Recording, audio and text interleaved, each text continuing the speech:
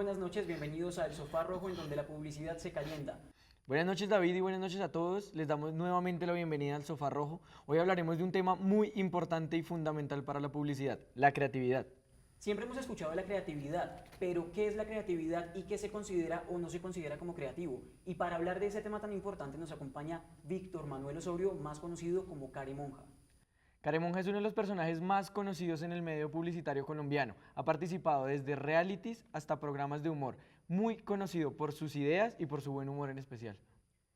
Durante su carrera publicitaria, Caremonja ha logrado más de 300 premios nacionales e internacionales, entre los que se destacan los Nova, FIAP, Sol de San Sebastián y Cannes. Bueno, y para llegar al grano, Víctor, bienvenido a este espacio y cuéntenos para usted qué es la publicidad. Bueno, muchas gracias aquí al Sofá Rojo por invitarme, de verdad, muchas gracias. Y mira, yo creo que definir publicidad, yo creo que hay muchas definiciones, así como cuántos creativos o tantos publicistas hay, seguramente tendremos tantas definiciones como tales. Si yo me pusiera a escuchar de pronto a Cleóbulo Sabogal, el del canal Caracol, que es muy ligado a la Real Academia de la Lengua Española, seguramente él nos definiría la publicidad como la divulgación de anuncios de carácter comercial, que lo que hace es para vender algún producto, algún servicio o una idea. Había un señor que era uno de los padres de la publicidad en Colombia, Hernán Nichols. Él decía, un publicista teso de los años 60, murió hace unos 4 años en Cali. Él decía que la publicidad era el servicio militar de la literatura. Era una definición un poco más romántica. Y es por ahí donde yo comienzo a encontrar un mejor significado de lo que es la publicidad.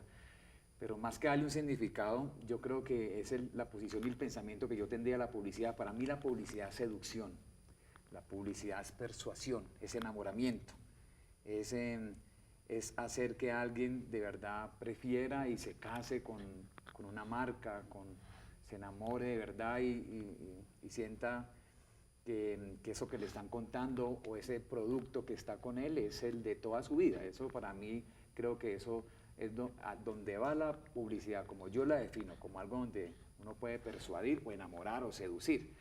Ahora, si uno se pone a hacer como de ahí para atrás a comenzar a ver, la publicidad antes era mucho más teso, era mucho más fácil hacer publicidad. Si yo me voy a los orígenes de la publicidad, yo vería que hace 2000 años era mucho más fácil hacer publicidad. De pronto, cuando fueron a crucificar al hijo del señor, Zarco, al hijo del mono, resulta que en esa época pues no habían publicistas, pero sí le ponían unos trabajos muy tesos. O sea, hicieron una licitación que en un solo logo, ¿sí?, definieran, aquí está el rey de los judíos, Jesús de Nazaret, todo definido en un loguito, ¿no? En esa época no había muchos publicistas, concursaron unos 3 o 4, llegó un man que hizo un logo que llamaba Harry, otro Henry, y ganó un pendejo que colocó Henry. Entonces era mucho más fácil en esa época, eran 3 publicistas nomás. Hoy día está muy teso, muy competido, y lo que más nos afecta a nosotros, que estamos en este negocio, en la creatividad, en la publicidad, es que en Colombia ocurre que todo el mundo se cree publicista. Y todo el mundo se a meterle la mano en los anuncios, incluso mi mamá también. No, yo hubiera hecho eso así, mijo, yo lo hubiera hecho de esta forma. Entonces, cada cual tiene un pensamiento y una posición de la publicidad. Y claro, somos 44 millones de colombianos y son 44 o 48 millones de publicistas, porque como ven televisión, se creen publicistas. Entonces yo digo, bueno, pero yo me veo las transmisiones del Senado y no me creo ladrón tampoco, pues. Bueno, Victoria, hablando de ese enamoramiento que genera la publicidad, ¿cuándo se enamora usted de la publicidad? ¿Cómo llega la publicidad a su vida? Hombre, mira que yo, cuando yo decido seguir una carrera, yo pensé que yo iba a ser arquitecto. Yo comencé a estudiar arquitectura en Cali, en la San Buenaventura. Y la publicidad, yo no sé, yo creo que eso fue un llamado. Yo no sé en qué momento. Yo no tenía la vocación ni la convicción, pero sí tenía como el gusto por la curiosidad, ¿no? Yo siempre, de niño, yo me imaginaba, pero quién, cuando yo veía los programas, pero quién está detrás del televisor, o sea, por dónde es que meten a Pacheco, por aquí, por dónde es que lo meten a este viejo. Entonces siempre había como una curiosidad. Yo comencé a estudiar arquitectura, hice varios semestres. Después yo siento de verdad que el llamado de la publicidad como que me llega. No sé por qué, la verdad, no tengo claro en qué momento me despierto yo con ese enamoramiento. Y resulta que, bueno, yo me voy a estudiar finalmente publicidad, estudio publicidad en Manizales, en la Universidad Católica de Manizales, termino allí mi carrera, me becan en el último semestre, me vengo para acá y comienzo a hacer unas prácticas en Publicidad Toro y ahí comienza mi vida creativa y comienzo a hacer como un paralelo, también aparte del humor, comienzo a trabajar o a ser parte del elenco de Sábado Felices, donde eso lo hacía más por hobby, pero porque mi pasión es la publicidad. Comienzo a mezclar esas dos facetas en mi vida, lo que es el humor, lo que es la publicidad. Encuentro que en mi vida el primo hermano de mi bisabuelo, el primo hermano se llama Porfirio Barba Jacob, un gran escritor.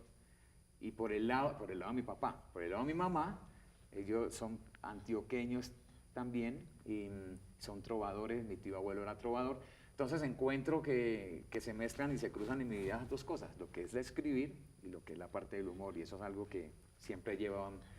Bueno, como lo mencionaba David, y aparte de todo este recorrido contextualizado y emotivo sobre la publicidad, nos comentaba que había pasado por miles de premios. De esos premios, ¿cuál ha sido el que más ha impactado en la vida de Caremonja? Lo que pasa es que cada premio tiene su momento. Yo creo, pues, en mi vida publicitaria, pues, comenzar uno a mirar, o sea, creo que son alrededor de 300 premios los que yo mal contados tengo en mi vida.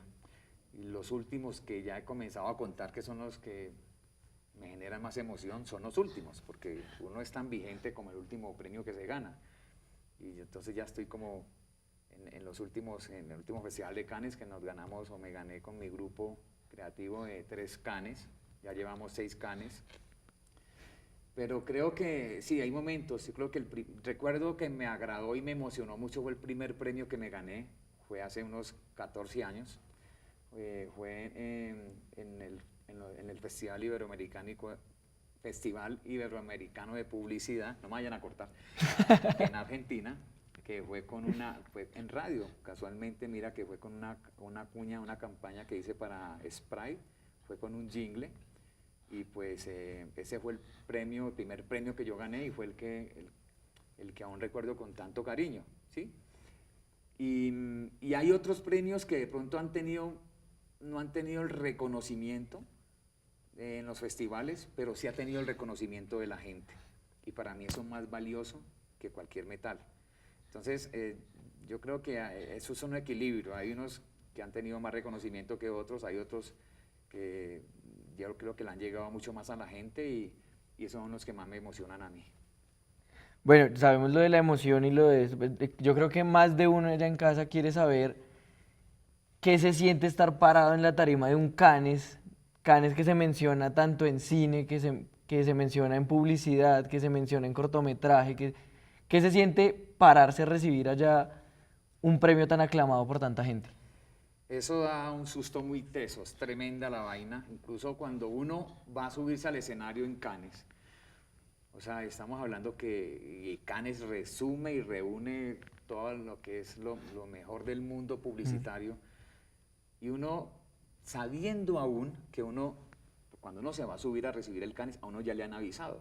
Ya le han avisado desde por la mañana que uno, pues, al final del día tiene que estar en la ceremonia de premiación, porque uno le dan como un pase especial, una invitación especial donde uno entra a los camerinos, donde entran las vedettes. O sea, igual un mes antes es el festival de cine. Sí.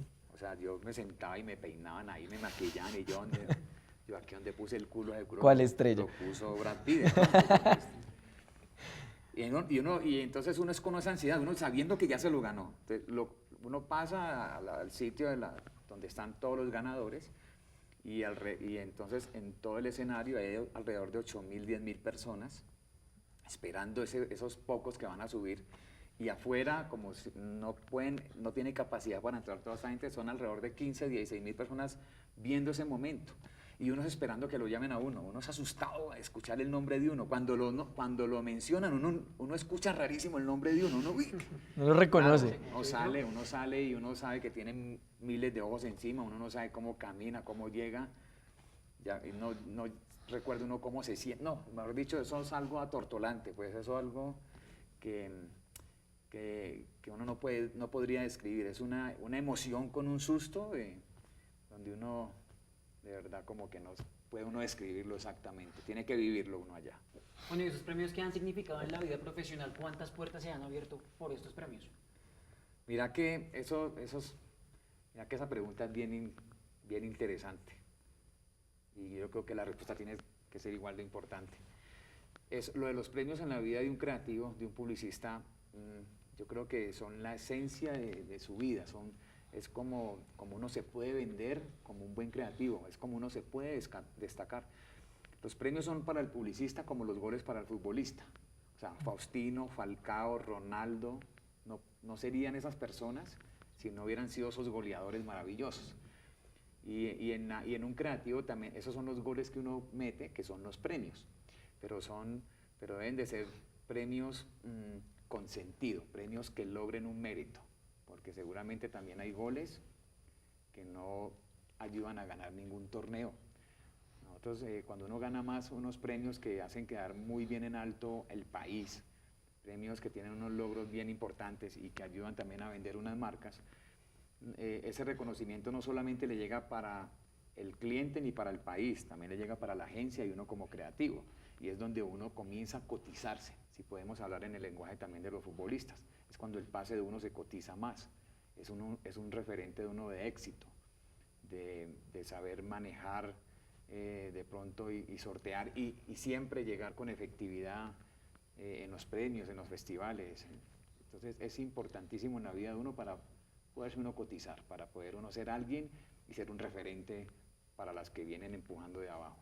Gracias, Víctor, y ya volvemos, vamos a un corte de comerciales. Pitaron una falta sobre Victorino al equipo de Colombia, señoras y señores, ratamos sobre los 4 minutos de la primera parte, la pelota la tiene Arevalo Ríos abriendo receptor izquierdo, llegando para que se corra para ese costado. Juan Chucho.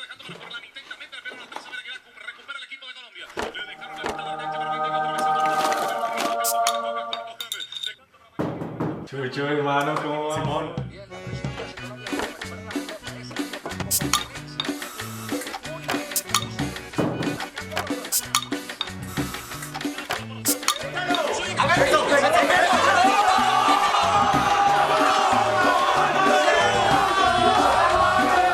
Muchachos, tengo algo que decirles. Gracias por acompañarme esta noche, pero creo que alguien nos va a traicionar.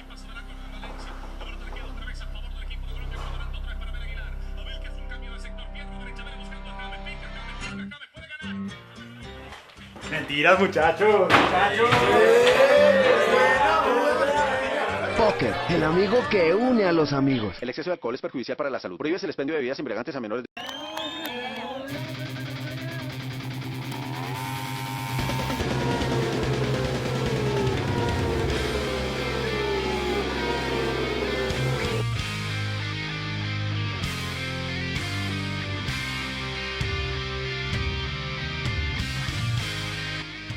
Resistance, durability, protection, security, style, technology, Alpine Stars, one goal, one vision.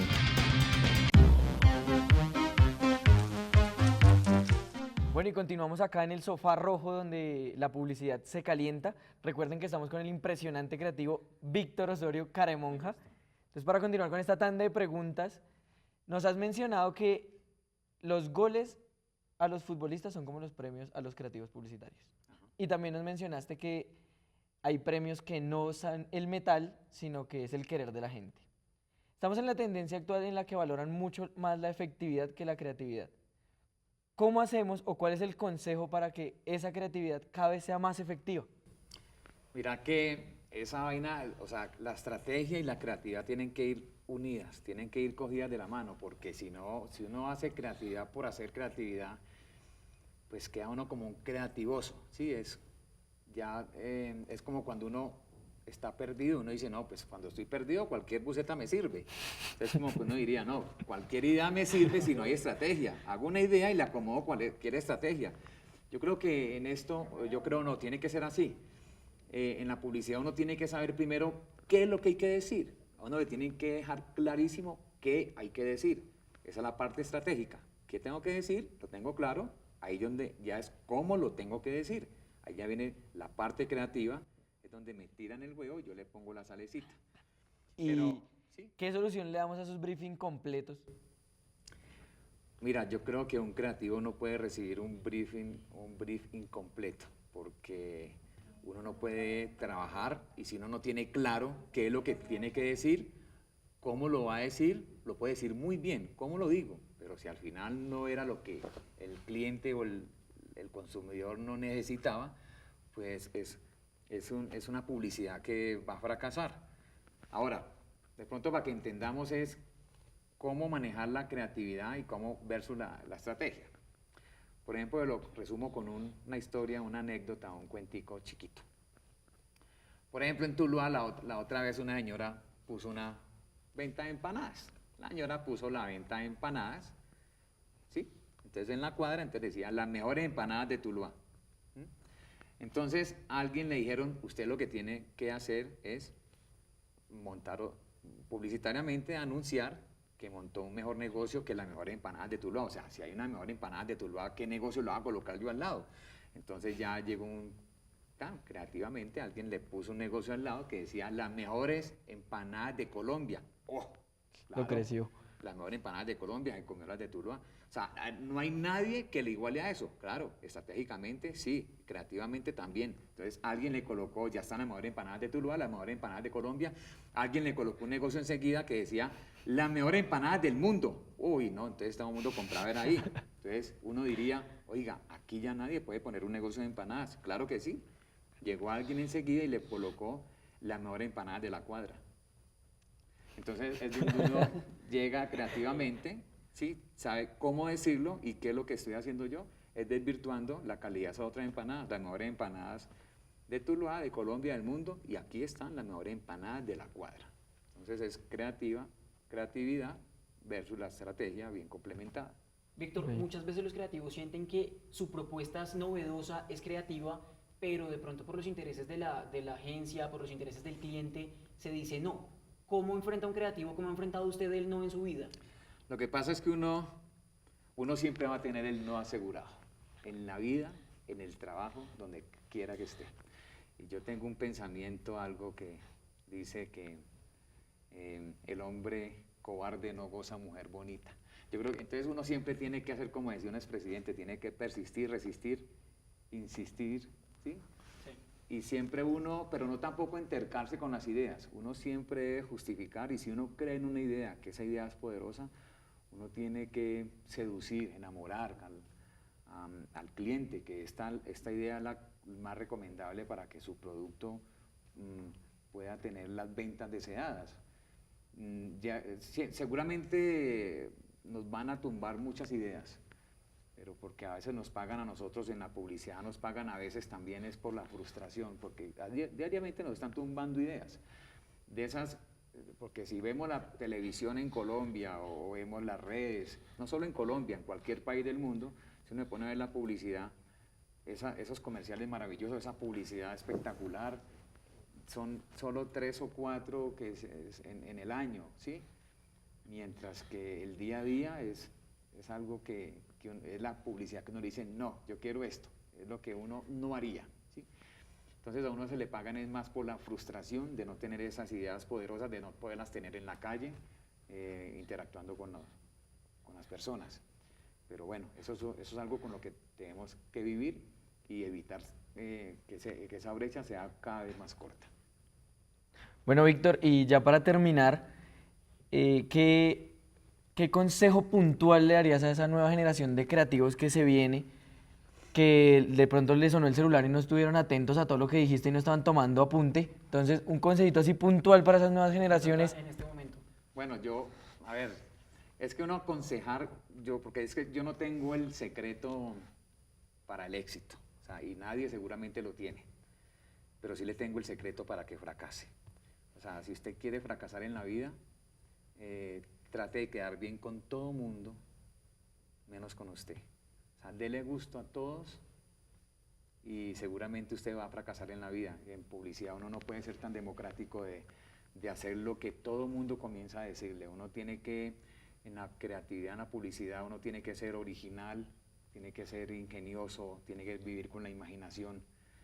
Igual uno tiene que escuchar a los que saben de esto, pero uno tiene que tener el convencimiento que la idea que uno tiene está bien enfocada. O sea, es cuando uno se encuentra una idea maravillosa que lo sorprende a uno, uno dice, sí, estoy ante una idea grande. Hay una frase que le escuché a un señor que se llama Miguel Ángel Furones, tremendo publicista.